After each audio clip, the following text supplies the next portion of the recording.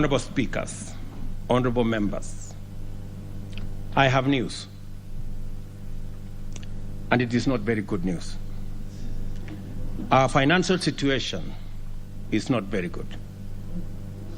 For Kenya to grow to an upper income country, we need to invest at least 25% of our GDP.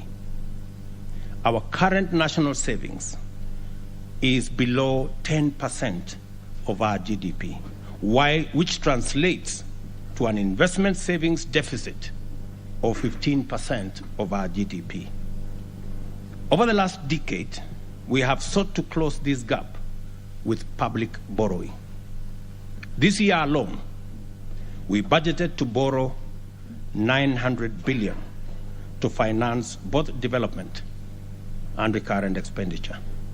You're all aware that our total collection is 2.1 trillion, which is only enough to pay debt and to pay salaries. Everything else, we have to borrow.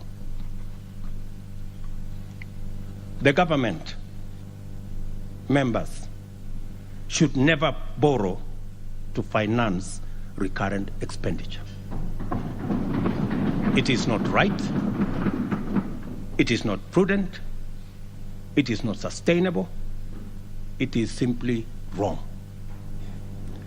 We must bring ourselves and our country to sanity. Over the next 3 years, we must reverse this and go back to the situation where government contributes to the national saving efforts by keeping recurrent expenditure below revenue.